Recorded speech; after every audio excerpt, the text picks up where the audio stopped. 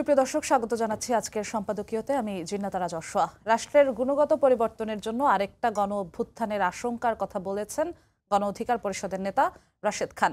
রাষ্ট্রের পরিবর্তন না হওয়ার কারণ হিসেবে উল্লেখ করেছেন অদক্ষ উপদেষ্টা নিয়োগ এবং গণ অভ্যুত্থানের লক্ষ্য অর্জনে ব্যর্থতার কথা। প্রশ্ন হচ্ছে, এই ব্যর্থতার দায় কি শুধুই উপদেষ্টাদের? এদিকে উপদেষ্টাদের কেউ কেউ সেফ এক্সিট খুঁজছেন।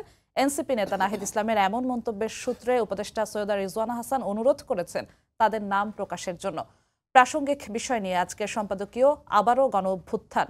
আর এসব নিয়ে কথা বলতে আমাদের সঙ্গে স্টুডিওতে উপস্থিত আছেন আনিস আলমগীর, সাংবাদিক ও কলামিস্ট, এবং আরও উপস্থিত আছেন ফয়সাল মাহমুদ শান্ত, যুগ্ম সদস্য সচিব, জাতীয় নাগরিক পার্টি। দর্শক, আপনারাও এই আলোচনায় অংশ নিতে পারেন। এজন্য আপনাদের ফোন করতে হবে টেলিভিশনে দেখানো নম্বরে। এছাড়া ফেসবুকের মাধ্যমেও আপনাদের মন্তব্য পাঠাতে পারেন। দর্শক, দেখছিলাম প্রধান শিরোনামগুলো, যাচ্ছি আলোচনায়। আপনাদের দুজনকে আরও একবার স্বাগত আজকের সম্পাদকীয়তে। শুরুতেই যেমনটা বলছিলাম যে গণ অধিকার পরিষদের সাধারণ সম্পাদক রাশেদ খান বলেছেন রাষ্ট্রের গুণগত পরিবর্তনের জন্য ভবিষ্যতে আরেকটা গণ অভ্যুত্থান হলেও হতে পারে। সেই গণ অভ্যুত্থানের পরে সবচেয়ে বেশি খেসারত দেওয়া লাগতে পারে তাদের, যাদের ভুলের কারণে ২৪-এর গণ অভ্যুত্থান ব্যর্থ হয়েছে। তিনি মূলত দোষ দিয়েছেন বয়স্ক উপদেষ্টাদের। তিনি বলেছেন যে তাদের অনভিজ্ঞতাকে এবং অদক্ষতাকে। আর তিনি বলেছেন কতিপয় ছাত্র নেতৃত্বের সিলেকশনকে তারা ভুল সিলেকশন করেছিলেন উপদেষ্টা। আনিস আলমকে শুরুতে আপনার কাছে আসতে চাচ্ছি, আপনারও কি মনে হয় ২৪-এর গণ অভ্যুত্থান ব্যর্থ হয়েছে? কাদের ভুলের কারণে ব্যর্থ হয়েছে? এই কতিপয় ছাত্র নেতৃত্ব বলতে তিনি কাদেরকে বুঝিয়েছেন? ব্যর্থ হয়েছে আমি এখনই বলতে পারি না, কারণ আমাদের এই অভ্যুত্থানের মূল পরিকল্পনাটা কি, একটা নতুন সরকার উপহার দেওয়া। তো সেই ক্ষেত্রে আমার মনে হয় যে রাশেদ খান যে কথাগুলো বলেছেন সেখানে অনেক সত্যতা আছে, কিন্তু আবার বাস্তবতা হচ্ছে যে এটা তার ক্ষোভের বহিঃপ্রকাশ, একটা আউটবার্স্ট করলো যে যে মানে হতাশা থেকে, যে আমাদের কি চেয়েছিলাম, আমরা কি পেলাম। আসলে রাশেদ যেটা বলতে চাচ্ছিল, সারা বাংলাদেশেরই তো এখন এই মুহূর্তে কথা, কতিপয় ব্যক্তি ছাড়া, যে আমরা 5 অগস্ট যে অভ্যুত্থান করলাম, একটা পতিত সরকারকে আমরা বিদায় দিলাম। আমাদের কথা ছিল যে রাষ্ট্র আরও এগিয়ে যাবে, আমরা আরও ঐক্যবদ্ধ হব। সেই জায়গাগুলোতে আমরা বরাবর বিচ্ছিন্ন হচ্ছে, আমাদের হানাহানি প্রতিদিন বাড়ছে। আমি কিছুক্ষণ আগে একটা ভিডিও দেখলাম আমার নিজের এলাকায়, যে দুইজন এমপি প্রার্থী ভাই বোন, তারাই ঝগড়া করছে। আমি কল্পনাও করতে পারিনি যে মানুষের মধ্যে এত হিংসা বিদ্বেষ কিভাবে বেড়ে গেছে। এটা আমি ওনাদেরকে করছি এই জন্যই যে যে আমরা সোসাইটিটা আমরা এত এটা কি বলবো, হিংসা প্রতিহিংসার দিকে চলে গেছে। একজন একজনকে সহ্য করতে পারছে না, কারো সুষ্ঠু মতামত দেওয়া যাচ্ছে না। শেখ হাসিনার আমল যে খারাপ ছিল সেটা তো বলার অপেক্ষা রাখে না, কিন্তু আমরা সেই আমল থেকে আরেকটা উন্নত আমল চেয়েছিলাম, তাই না? সবাই চেয়েছিলাম। এখন সবাই শেখ হাসিনারই উদাহরণ দেয় যে উনি তো তাহলে ভালো ছিল, এবং এটা যখন আবার কেউ বলতে যায় তখন বলে যে আপনারা স্বৈরাচারকে ফেরত আনার জন্য কথা বলতেছেন। কমপ্লিট রং আইডিয়াতে এটা হচ্ছে। এবং রাশেদ যে কথাগুলো বলেছে যে আমাদের এই এই সরকারের ব্যর্থতার ইঙ্গিত দিয়েছে, সেই ইঙ্গিতের মধ্যে আছে যে উপদেষ্টাদের কথা বলা হয়েছে, অদক্ষ উপদেষ্টাদের। এই কথাটা কিন্তু রাশেদ আজকে বলছে, আপনারা শিরোনাম করছেন, এটা নিয়ে আলোচনা করছেন, কিন্তু আমরা বহুদিন আগে থেকে বলেছি যে অথর্ব উপদেষ্টাগুলো এখানে যেগুলো নিয়োগ পেয়েছে, সবাইকে বলবো না, 2-4 জন বাদ দিয়ে, এদের এত অদক্ষতা, এত অভিজ্ঞতার এত অভাব। এরা ডক্টর ইউনূস নিজেই তো কোনোদিন রাজনীতি করেন নাই। সো এরকম বা রাজনীতি করতে হবে নট নেসেসারি, উনি রাজনীতি করেন না, উনি লিডার, উনি লিডারশিপ কোয়ালিটি আছে কিনা সেটা হচ্ছে বিষয়। সেই জায়গায় উনি যাদেরকে পেয়েছেন, যাদেরকে দিয়ে কাজ করাবেন, এরা নিজেরাই তো কিছু জানে না। কতিপয় এনজিওওয়ালা কতগুলো অভিজ্ঞতা নিয়ে চলে এসছেন রাষ্ট্র চালাইতে। তো সেই জায়গায় তো মানুষ হতাশ হবেই। এবং রাশেদ যে বলছিল যে এই দুর্নীতি এবং আরও আরও কতগুলো ইস্যুস যে তুলেছে, যেগুলো দেখেন আপনি, দুর্নীতি হচ্ছে তার কোনো বিচার নাই, এবং দুর্নীতি হচ্ছে ডক্টর ইউনূস একটা লোককে, তার উপদেষ্টাদের বিরুদ্ধে এত অভিযোগ ওঠে, উনি কোনো দিন কোনো অ্যাকশন নিয়েছেন আমি দেখি নাই। ইন্টারনালি কি নিয়েছেন আমি জানি না, বাট বাংলাদেশের লোকজন দেখে নাই যে কোনো একজন উপদেষ্টার বিরুদ্ধে এত বড় বড় অভিযোগ, দুর্নীতির অভিযোগ ওঠার পরেও বহাল তবিয়তে আছে। এবং কি যোগ্যতায় তারা আছে, কেন তারা থাকবে, এটাও জনগণ কিন্তু জানতে পারছে না। ও আরেকটা ইঙ্গিত দিয়েছে যে এদেরকে নির্বাচন করার ক্ষেত্রে ছাত্র নেতারা ভুল করেছে। আমি মনে করি যে ছাত্রনেতারা শুধু ভুল করে নাই, ছাত্রনেতারা রাজনীতি জড়িয়েও তো ভুল করেছে। এটা ওদের উচিত ছিল এমন একটা জায়গায় থাকা, সর্বোচ্চ জায়গায় থাকা, তাদেরকে মানুষ মুকুট পরিয়ে রাখতো, তাদেরকে মাথায় নিয়ে রাখতো তাদেরকে, যে তারা যখন এই রাজনীতিতে জড়িয়ে গেল, তারা যখন এই সরকারের অংশীদার হয়ে গেল, এইখানেই গন্ডগোল শুরু হলো। তাদেরকেও আবার ভিতরে যারা আছে তারা অনেকে সহ্য করতে পারছে না যে এই ছোকরারা আমাদের সাথে এসে কিভাবে বসে করছে। সেটাও আমি দেখছি, তার কয়েকজন উপদেষ্টার, ছাত্র উপদেষ্টার বক্তব্য থেকে সেটা এসেছে যে তাদেরকে যে কর্নার করার চেষ্টা করা হচ্ছে। তো দলের মধ্যে দল, এখানে দুই দল হয়ে গেছে। আমি এটা বহুবার বলেছি, তাদের উচিত ছিল না এই সরকারে অংশগ্রহণ করা। তারা এমন একটা জায়গায় থেকে আজকে একটা প্রেশার গ্রুপ হিসেবে কাজ করতে পারতেন, সরকারের ভুলগুলো তুলে ধরতে পারতেন, এবং সরকারের এই ভুলগুলো যদি তারা তুলে ধরতেন, সরকার কিন্তু এখানে শুদ্ধ হতো। কিন্তু তারা নিজেরাই যখন অংশ হয়ে গেছে, তাহলে তারা এটা নিয়ে কথা বলার অধিকার কোথায় পায়? আপনি নাহিদ ইসলামের প্রসঙ্গ তুলেছেন। তিনি উপদেষ্টা পরিষদে ছিলেন। হ্যাঁ, তিনি উপদেষ্টা পরিষদে ছিলেন। তিনি তো ভালো করে উপলব্ধি করেছেন যে কিভাবে এখানে কি পরিস্থিতিতে তাকে পার করতে হয়েছে। তো নাহিদ যদি বলে থাকেন যে আজকে সেফ এক্সিটের কথা, যে কারো কারো সেফ এক্সিট নিতে হবে, এটাতে আশ্চর্য হওয়ার কিছু নেই। এই সেফ এক্সিটের কথা কিন্তু আমি আজকে থেকে 5 মাস আগে বলেছি। কেন বলেছি? যখন ডক্টর ইউনূস ইয়েতে গেলেন, এই ফেব্রুয়ারিতে যখন গেলেন, আমি বললাম যে বিএনপির সাথে সমঝোতা হচ্ছে, এইটাই যে সেফ এক্সিট উনি এবং ওনার পরিষদ কিভাবে পায় সেটা নিয়ে। এবং সেফ এক্সিট বাস্তবতায় এখন এই জন্যই বাস্তবতা যে, কারণ আমাদের এবং নাহিদ এবং সার্জিস তো আরো কড়া ভাষায় বলেছে। সার্জিস তো বলেছে যে মৃত্যু ছাড়া এদের আর কোনো ইয়ে নাই। আমরা সেফ এক্সিট প্রসঙ্গে আসবো, কিন্তু আগের প্রশ্নটার উত্তরটা একটু শান্ত থেকেও নিয়ে আসি। ফয়সাল মাহমুদ শান্ত, আপনাকেও একটু আরেকবার স্বাগত জানাচ্ছি। আপনিও নিশ্চয়ই শুনেছেন রাশেদ খান যেমনটা বলেছেন যে কতিপয় ছাত্র নেতৃত্বের কারণে, তাদের ভুল সিলেকশনের কারণে, তারা উপদেষ্টা সিলেকশনে ভুল করেছিলেন, সে কারণে গণঅভ্যুত্থান ব্যর্থ হচ্ছে। এই কতিপয় ছাত্র নেতৃত্ব দিয়ে আসলে কোন দিকে ইঙ্গিত করা হচ্ছে? কোনোভাবে কি আপনাদের দিকে ইঙ্গিতটা হচ্ছে কিনা, আপনার কি মনে হয়? ধন্যবাদ জানাচ্ছি আপনাকে এবং দর্শক শ্রোতা যারা দেখছেন। দেখেন, রাশেদ ভাই যে কথাগুলো বলেছেন, এই কথাগুলোর এসেন্স যে বিষয়টি, কন্টেন্ট, সে কন্টেন্টের সাথে আমি অধিকাংশ জায়গায় একমত পোষণ করি। এবং এটা আসলে একটা লম্বা সময়, আমাদের গণঅভ্যুত্থান পরবর্তী সময়ের এক্সপেরিয়েন্সের মধ্য দিয়ে আসলে আমাদের অনেকেরই এখন এই উপলব্ধিটা হচ্ছে বা হবে, আরও জায়গাগুলোতে রিয়েলাইজেশন হয়েছে। আপনার যে প্রশ্নটা, সেটা হচ্ছে যে এই কতিপয় ছাত্র নেতৃত্ব আসলে এই উপদেষ্টা পরিষদ সিলেকশন করেছে কিনা। উত্তর হচ্ছে যে না, এককভাবে কতিপয় ছাত্র নেতৃত্ব এই উপদেষ্টা পরিষদ সিলেকশন করে নাই। আপনারা জানেন যে 5 আগস্ট পরবর্তী সময়ে যখন গণঅভ্যুত্থানটা, আপনাদের সমর্থন ছিল কিনা, আমি আসছি ওই জায়গায়, একবারে ডিটেইলটা বললেই আসলে বোঝা যাবে যে আসলে কতটুকু ইয়ে ছিল। একটা তো হচ্ছে যে তাদের জায়গা থেকে তাদের এখানে একটা অংশগ্রহণ ছিল, কিন্তু এটা শুধুমাত্র কতিপয় ছাত্র নেতৃত্ব এটা আসলে ঠিক করে নাই, সেটা আমি বলছি। 5 আগস্ট পরবর্তীতে সময় যখন ছাত্র নেতৃত্ব, যারা সরাসরি সামনে থেকে গণঅভ্যুত্থানের নেতৃত্ব দিয়েছে, তারা যখন চ্যানেল 24-এ যখন সংবাদ সম্মেলন করছেন, ইতিমধ্যে এই সরকারের অংশীদার হওয়া কিংবা পরবর্তী রাষ্ট্রের ক্ষমতার ভাগ নেয়া বা এই সমস্ত বিষয়গুলো নিয়ে তৎকালীন রাজনৈতিক দলগুলো কিন্তু সেনা ক্যান্টনমেন্টে হচ্ছে চলে গিয়েছে। এবং তখনও ছাত্র নেতৃত্বদেরকেও বলা হয়েছিল যে ক্যান্টনমেন্টে এসে সরকারটা কিভাবে গঠন করা যায় সেই বিষয়ে আলোচনা অংশগ্রহণ করার জন্য। ছাত্র নেতৃত্ব তখন বলেছিল যে না, আমরা মাঠে থেকে গণঅভ্যুত্থান করেছি, তারা আসলে মাঠে আসুক, আমরা রাজনৈতিক নেতৃবৃন্দের সাথে আলাপ করি। কিন্তু একটা পর্যায়ে গিয়ে এটা মাঝামাঝি একটা জায়গায় রাষ্ট্রপতির ভবনে একটা আলোচনার জায়গা তৈরি হয়। এবং এই উপদেষ্টা পরিষদ গঠনের ক্ষেত্রে তৎকালীন গণঅভ্যুত্থানের অংশীজন ক্রিয়াশীল সকল রাজনৈতিক দলগুলো, বিশেষ করে যেইগুলো ক্রিয়াশীল প্রধান প্রধান রাজনৈতিক দলগুলো, প্রত্যেকের এখানে প্রত্যক্ষ ভূমিকা ছিল। এবং সবার আলাপ আলোচনা, প্রস্তাবনার ভিত্তিতে ডক্টর ইউনূসের বিষয়ে যখন একমত হয়েছে, এবং বাকি সিলেকশনের অধিকাংশ সিলেকশনটাই ডক্টর ইউনূস বাকিদের সাথে আলাপ আলোচনার ভিত্তিতে তিনি হচ্ছে করেছেন। তো সেই জায়গা থেকে যদি এই সিলেকশনের পরবর্তীতে যদি কোনো ধরনের ভুল হয়ে থাকে এবং তাদের যদি কোনো ধরনের কার্যক্রমের নেগেটিভ ইম্প্যাক্ট বাংলাদেশে পড়ে, সেই জায়গাটি আসলে ওই সকলের অংশগ্রহণের সিলেকশনের একটা ফলাফল। 1, 2 নম্বর হচ্ছে গণঅভ্যুত্থানের পরবর্তীতে আজকে যারা উপদেষ্টা হয়েছে, তাদেরকে তো আগে থেকে যাচাই করার কোনো সুযোগ ছিল না, তারা তো আগে কেউ মন্ত্রী বা উপদেষ্টা ছিলেন না। সেই জায়গা থেকে যদি সেই সিলেকশনের পরে কেউ একজন অন্যায়ও করে, সেটা যে আসলে সিলেকশনের কারণে অন্যায় করছে এটা না। তারপরেও তো যারা সিলেকশন করেছে তার মধ্যে নাহিদ ইসলাম একজন ছিলেন, যিনি সরাসরি এই সিলেকশন প্রক্রিয়ার অংশ ছিলেন। তিনিও কিন্তু এই বিষয়গুলো নিয়ে কথা বলছেন।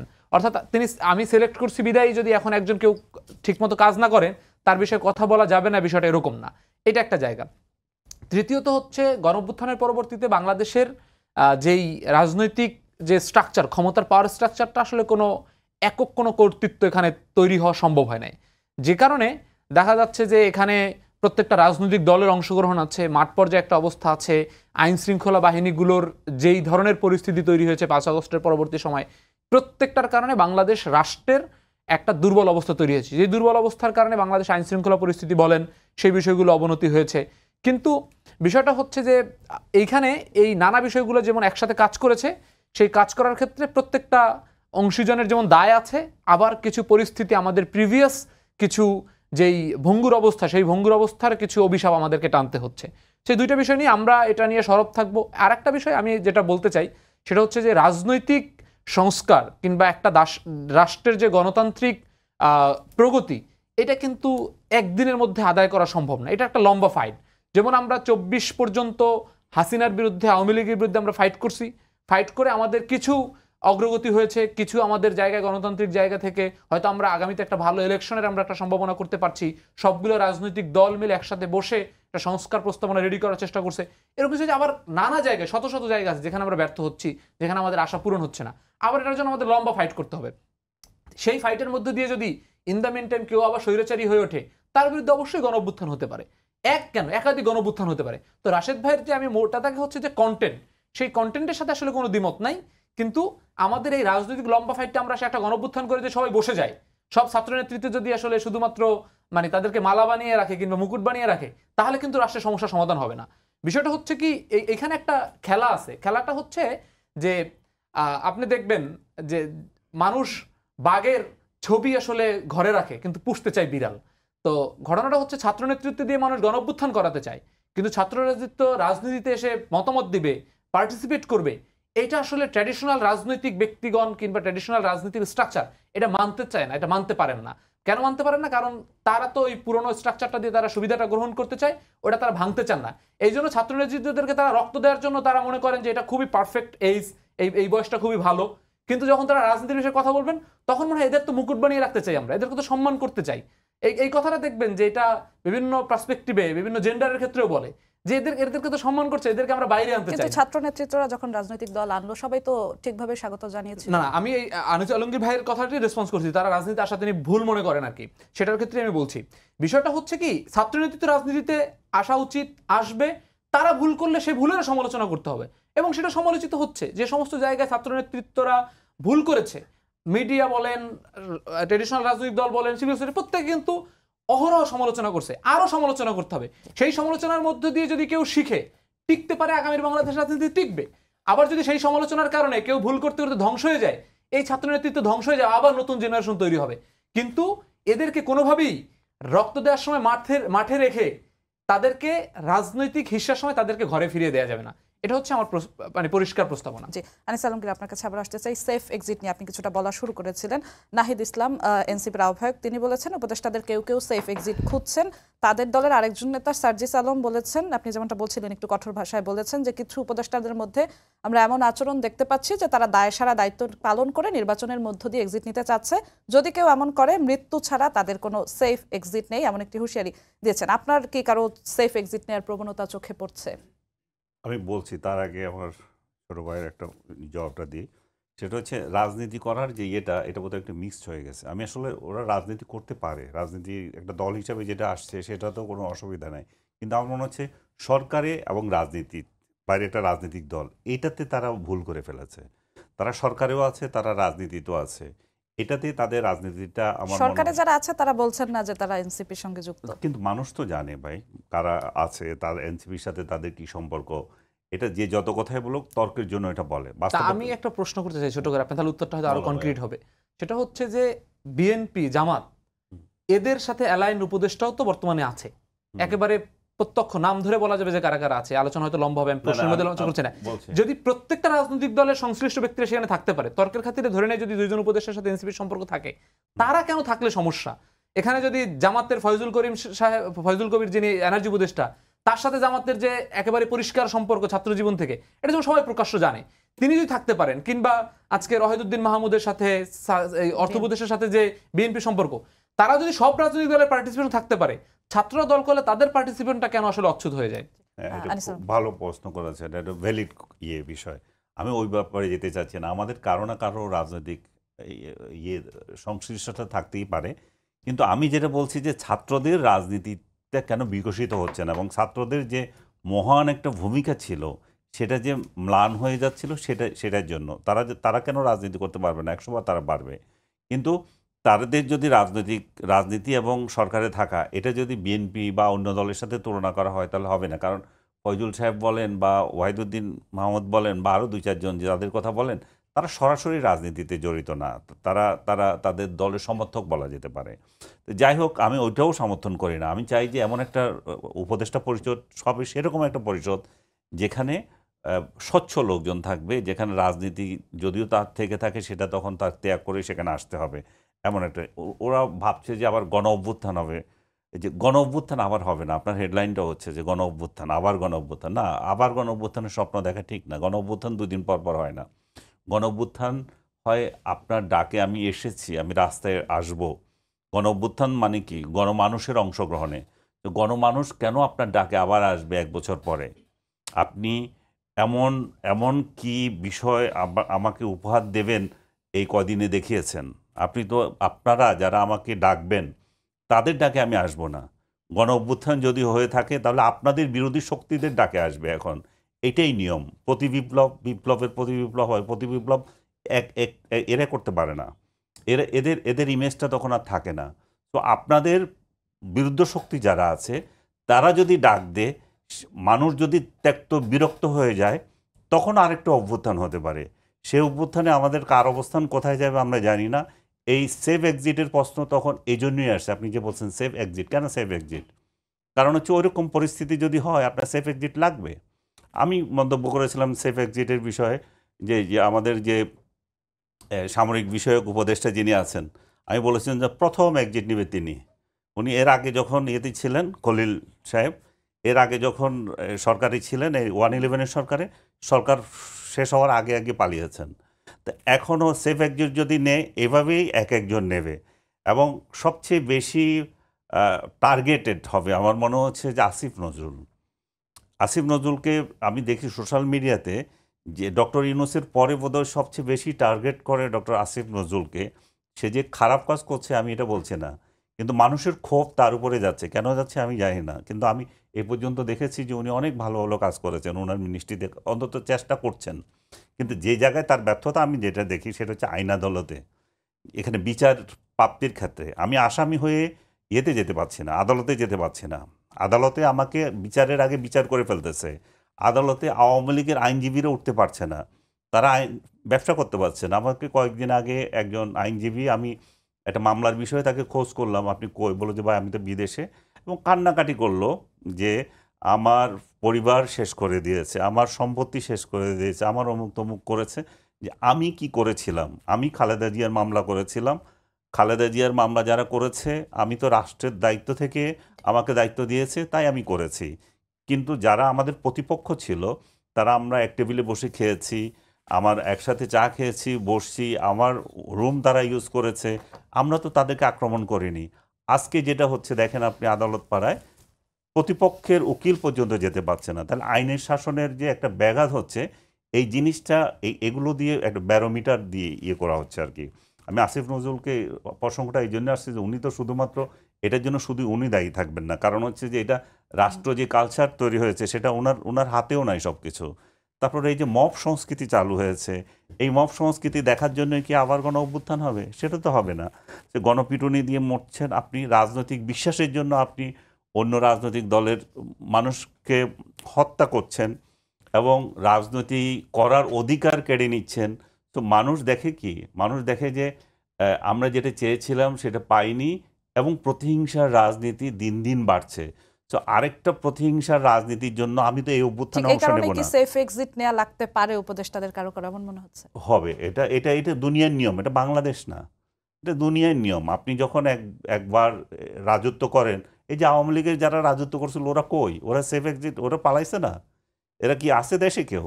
এরা তো পালিয়ে আছে। আপনাকে কেন পালিয়ে থাকতে হয়? আপনি এমন অপকর্ম করেছেন যেটা মানুষ সহজে আপনাকে নিচ্ছে না। তো আপনি যখন অপকর্ম করবেন আপনাকে সেফ এক্সিটের প্রশ্ন আসবে। তো এখন যারা নাহিদ বা আদার্স যে বলতেছে সেফ এক্সিট, তারা নিশ্চয়ই বুঝে, তারা তো ভেতর থেকেও বুঝে কারা কারা এই দুর্নীতির সাথে জড়িত আছে, কারা কারা এই বলছে যে 5 জন, যে রাশেদ বলল যে 5 জন উপদেষ্টা শেখ হাসিনার সঙ্গে তলে তলে খাতির রাখছে। তার মানে এই সরকারে থেকে আপনি কেন শেখ হাসিনার সাথে খাতির রাখবেন? আমি মনে করি যে রাশেদকে জিজ্ঞেস করা উচিত যে কোন সেই 5 জন, এবং তাদেরকে এখনই চিহ্নিত করে বের করা উচিত। কারণ আমি শেষ করে দিচ্ছি, আমরা গণ্ডগোল চাই না। আমরা চাই এই যে সরকার আছে, ডক্টর ইউনূস সরকারের নেতৃত্বে একটা শান্তিপূর্ণ ভোট, যেটা যত তাড়াতাড়ি সম্ভব অনুষ্ঠিত হওয়া। ফেব্রুয়ারি মাসে উনি অনুষ্ঠান করার জন্য বসে আছেন। আমি বলবো ফেব্রুয়ারি কেন, পারলে আগামী মাসকে ফেব্রুয়ারি মাস বানিয়ে দেন। আপনি করেন ডিসেম্বর মাস মধ্যে ইলেকশন করেন, জাতিকে একটু শান্তি দেন। জি, যেমনটা বলছিলেন রাশেদ খানের 5 জনের নাম নিয়ে আসা উচিত। এনসিপি নেতা নাহিদ ইসলামও বলেছেন কিছু কিছু উপদেষ্টাদের কথা, সার্জিস আলমও বলেছেন কিছু কিছু উপদেষ্টাদের কথা। আপনাদের নেতারা যখন বলছেন বারবারই, তারা তার মানে জানেন যে কোন কোন উপদেষ্টা সেফ এক্সিট চাচ্ছে বা নিতে যাচ্ছে। কারা চাচ্ছে সেফ এক্সিট? যেই সেফ এক্সিটের কথাটা নাহিদ ইসলাম বলেছেন যে কিছু উপদেষ্টাদের মধ্যে সেফ এক্সিটের প্রবণতা দেখা যাচ্ছে বা আলাপ আলোচনা আসছে, আমি ব্যক্তিগতভাবে জানি না যে আসলে কোন কোন উপদেষ্টা সেফ এক্সিট খুঁজছে, বাট এটা ট্রু যে আসলে এই বিষয়গুলো এবং এই ফেসগুলো আসলে জাতির সামনে উন্মোচিত হওয়া দরকার, তারপরে তাদের বিষয়ে জাতি সিদ্ধান্ত নেবে। এবং আরও একটা বিষয় জরুরি, সেটা হচ্ছে যে উপদেষ্টাদের নামে অনেক দুর্নীতি অভিযোগ, অনেক অপকর্মের অভিযোগও অনেক উপদেষ্টার নামে শোনা যাচ্ছে। এটাও সরকারের উচিত যে এই বিষয়গুলোর ব্যাপারে কী ধরনের পদক্ষেপ গ্রহণ করছে এটা জাতির কাছে উন্মোচিত করা, এবং সেই বিষয়ে তাহলে সরকার যদি তাদের বিষয়ে কোনো ধরনের কোনো, এটা যদি পুরোটাই বানানো গল্প হয়, তারা যদি একেবারেই ধোয়া তুলসী পাতা হয়, তাহলেও এই বিষয়টা আসলে একটা প্রক্রিয়ার মধ্যে দিয়ে যে এটা সরকার, যেমন আজকে রিজওয়ান হাসান বলেছেন যে নামগুলো যেন নাহিদ ইসলাম বলেন, সরকার নামগুলো জানার জন্য চাচ্ছে। মানে সরকার আসলে নামগুলো জানার জন্য চাচ্ছে, এটা তো আসলে সরকার নিজেই জানার কথা। এটা তো আমি বলছি যে যেই নাম আলাপনা যাদের বিষয়ে আসছে এদের নাম জাতির সামনে উন্মোচিত দরকার। আমি আরেকটা ডিফারেন্ট ব্যাপারে বলছি যে যাদের ব্যাপারে অভিযোগ আসছে উপদেষ্টাদের মধ্যে, তাদের প্রশাসনিক এবং আর্থিক এবং অন্যান্য যেই অভিযোগগুলো আসছে, তাদের ব্যাপারেও সরকারের পদক্ষেপটা কি, অবস্থানটা কি? তারা কি শুধুমাত্র এই অবস্থানটা আসলে শুধু শুনবেন এবং তাদের মতো করে চলবেন? এটা তো আসলে হতে পারে না। তো সেই জায়গা থেকে তাদেরও একটা নিরপেক্ষ প্রক্রিয়ার মধ্যে দিয়ে তাদের ব্যাপারে অবস্থান আসা উচিত। দ্বিতীয় যে জায়গাটা হচ্ছে সেটা হচ্ছে যে এই সেফ এক্সিটের কথা বলার পরেও আসলে আমরা দেখেছি যে সরকারের মধ্যে অনেকের এই বিষয়টা আসলে গায়ে লাগার মতো পরিস্থিতি তৈরি হচ্ছে। তো আমরা এটা অনুমান করতে পারি যে আসলে তাদেরকে ইঙ্গিত করছেন কিনা, এবং সেটা আরও একটা ইঙ্গিতের বিষয়। তৃতীয় যে জায়গাটা সেটা হচ্ছে এই সরকারের যেই আমার কাছে যেটা সবচেয়ে বেশি গুরুত্বপূর্ণ মনে হয় সেটা হচ্ছে এই সরকারের মধ্যে স্পিরিটের জায়গাটা এবং সাহসের জায়গাটা, সেই রিস্ক নেওয়ার জায়গাটা আসলে অনেক কম। এখানে অনেকেই মনে করেছেন যে তারা আসবেন, তার আগে যেরকম একটা এনজিওতে জব করেছেন, একটা নির্বাহী প্রধান হিসেবে থেকেছেন, সেভাবে এই বিষয়টা চালাবেন, এরকম হয়তো মনে করছেন। কিন্তু গণঅভ্যুত্থানের রক্তের মধ্যে দিয়ে একটা মানুষের এই রাষ্ট্রে একটা আইন প্রতিষ্ঠা করার আকাঙ্ক্ষা, এই রাষ্ট্রের আগামী বিগত দিনের সমস্যাগুলো সমাধান করার যে আকাঙ্ক্ষা, সেই আকাঙ্ক্ষাগুলো তাকে যে কোনো মূল্যে যে সমাধান করতে হবে, সেটার জন্যই যেখানে তিনি এসেছেন, তিনি যে একটা নিয়ম প্রক্রিয়ার চাকরির প্রমোশন হিসেবে এখানে আসেন নাই, এই জিনিসটা আসলে অনেকেই ধরতে ব্যর্থ হচ্ছেন। এবং উপদেষ্টাদের মধ্যে সেই প্রবণতাটাই আমার কাছে মনে হয় যে তাদেরকে নিজেরা চিন্তা করছেন, আচ্ছা আমি যদি একটা বড় স্টেপ নেই বিচারের ক্ষেত্রে, তাহলে একটা গোষ্ঠী আমার উপরে খেপে যায় কিনা, সেটা আমার ভবিষ্যৎ জীবনে কোনো ধরনের কোনো ইম্প্যাক্ট পড়ে কিনা, এই ধরনের হিসাব নিকাশ কষে আসলে এরা আছেন। কিন্তু গণঅভ্যুত্থান যারা করেছিল তাদের মধ্যে হিসাব নিকাশটা ছিল না, তারা আসলে মৃত্যুকে সামনে নিয়েই কাজ করেছে, যে কারণে তাদের লক্ষ্যটা ছিল খুবই সুস্পষ্ট যে আসলে আমাদের এই ফ্যাসিবাদটাকে বিলুপ্ত করতে হবে। তৃতীয় জায়গাটা যেটা আনিস আলমগীর ভাই বলেছেন, ওইটা খুবই রেসপন্স করা খুব জরুরি। সেটা হচ্ছে তিনি বলেছেন যে আমি এটা মনে করি না যে যাদের বিরুদ্ধে কোনো ধরনের ফৌজদারি অপরাধ নাই এবং যারা কোনো ধরনের কোনো অন্যায় করে নাই, তাদেরকে কোনোভাবেই আসলে একটা ফ্রেমিংয়ের মধ্যে ফেলে তাদেরকে তার ব্যবসা বাণিজ্য সবকিছু গুটিয়ে দেওয়ার যেই কালচার, সেটা আসলে বন্ধ হওয়া উচিত। কিন্তু এটা বলতে গিয়ে আবার যদি আমরা এটা বলি যে খালেদা জিয়ার আইনজীবীরা এবং তার সাথে যারা ছিল তারা তো খুব ভালোভাবেই ছিল, তারা তো আদালত পাড়ায় আসছেন, হ্যাঁ, আওয়ামী লীগের আইনজীবীদের রুম টুম ব্যবহার করেছেন, এই তথ্যগুলো আবার এক ধরনের মিসলিডিং হয়। বিষয়টা হচ্ছে আমাদের দুইটা বিষয়ে সুস্পষ্ট পরিষ্কার একটা ধারণা রাখতে হবে যে এই বর্তমান সরকারের সময় কিংবা 5 আগস্ট পরবর্তীতে যত ধরনের অন্যায় হয়েছে সবগুলো অন্যায়কে আমাদের প্রত্যক্ষভাবে বলতে হবে এবং সেটার বিরোধিতা করতে হবে। একই সাথে সেই অন্যায় বলতে গিয়ে যে এই অন্যায়টা আগে হয় নাই, এই ধরনের যে ন্যারেটিভ সুকৌশলে প্রদান করা, যে আমরা জানি না যে আসলে খালেদা জিয়ার প্রতি বিচারের নামে কি ধরনের প্রহসন করা হয়েছে, আমরা জানি না যে আইন পাড়ায় কি ধরনের ঘটনা ঘটছে, এগুলো জানি, সেগুলো আমাদের বলতে হবে যে সেই ঘটনাগুলো ঘটছে এটা আমরা পুনরাবৃত্তি চাই না। কিন্তু এর মানে এই যে খালেদা জিয়ার আইনজীবীরা ভালো ছিল, হ্যাঁ, এবং এই ধরনের যে আলাপ, সেই আলাপটা আসলে খুবই মানে নেগেটিভ। এবং আমাদের ব্যক্তিগত সম্পর্ক কি নষ্ট করে ফেলতে হবে? না, ব্যক্তিগত আমি তো কি বললাম, আমি তো ব্যক্তিগত সম্পর্ক নষ্ট করার কথা বলছি না। আপনার পেশাদারিত্ব রাখেন, আমি আমার পেশাদারিত্ব রাখছি। আমি এটাই বলছি যে ব্যক্তিগত সম্পর্ক এখন যেমন নষ্ট করা ঠিক না। আমি সরকারের পক্ষে, আপনি সরকারের বিরুদ্ধে। আমরা লড়তে যাচ্ছি এক জায়গায়, কিন্তু আমরা আমাদের আর্গুমেন্ট পেশ করব, আমরা আমাদের মতো। কিন্তু আজকে তৈরি হয়েছে কি, আপনি বিরোধী, এটা আজকে তৈরি হয় নাই। আজকে যেটা তৈরি হচ্ছে সেটাও যেমন নেগেটিভ, আগে এটা ছিল সেটাও নেগেটিভ ছিল। আমি যখন বলেন তো আপনি খালেদা জিয়ার মামলায় কাকে লড়তে নিষেধ করেছিল? পুরো আইনপাড়াতে নিষেধ করেছিল। পুরো আইনপাড়াতে আমরা দেখেছি যে যারা বিএনপির লোকজন গেলে, এই যে এমন কোন আপনি কোন, আমি বলছি একবার স্পষ্ট উদাহরণ সহ বলছি, বিএনপি বড় বড় উকিল ছিল খোকন ভাই, আদার্স, তাদের কে নির্যাতিত হয়েছে আদালতে, আদালত পাড়ায়। এই যে মনে করেন মাহমুদুর রহমানের মতো লোক ওখানে আঘাতপ্রাপ্ত হয়েছে, আপনি নাম সহ বলতে চাচ্ছেন, আসামি সহ এরকম প্রত্যেকটা জায়গায় আইনজীবীদের ব্যবসা বাণিজ্য আমরা এলাকাতে দেখেছি যে বিএনপির আইনজীবী তার হচ্ছে ব্যবসা বাণিজ্য তিনি চেম্বার বন্ধ দিতে পারেন নাই, এরকম ঘটনা ঘটেছে। তার মানে যে এখন ঘটতে পারবে সেটা আমরা বলছি না, কিন্তু আগে ঘটেন নাই, এইটা সম্পূর্ণ একটা মিথ্যাচার। যেমন দেখেন এই সময় আপনারা তো পরিবর্তন চেয়েছিলেন, নতুন বন্দোবস্তের কথা আপনার সাথে একমত যে আমরা পরিবর্তন চেয়েছি, সেটা হয় নাই, সেটা হয় নাই, সেটার জন্য আমরা সমালোচনা করব। কিন্তু আগে ভালো হইছে, এইটা তো মিথ্যাচার। ভালো হওয়ার কথাটা না, কিন্তু পরিবর্তন তো সবথেকে বেশি আমরা চেয়েছি। যেমন আনিস আলমগীর ভাইরা হচ্ছে 23 জুলাই বলেছেন গণঅভ্যুত্থানের সরাসরি বিরোধিতা করে যে সাধারণ ছাত্রদের উপরে হচ্ছে ঘাড়ে সওয়ার হয়েছিল, যে এই যে জামাত বিএনপি নারকীয় সন্ত্রাস করেছে এবং শেখ হাসিনাকে তিনি সন্ত্রাস দমন করতে বলেছেন। তারপরও আনিস আলমগীর ভাই কিন্তু আজকে আসছেন, এটাই কিন্তু এই আনিস আলমগীর উত্তরটা একটু ছোট করে যদি দিতেন, 2 মিনিট সময় আছে আমাকে বলতে দেন। আমি তো বলছি তারপরও আসছে, কি চাচ্ছেন? তারপরও আসছে, তার মানে তার না আসা। আমি কি বলছি, আনিস আলমগীর আপনি তো আমাকে বলতে দেন। আপনার প্রশ্নটা কি শেষ হয়েছে? আপনি তো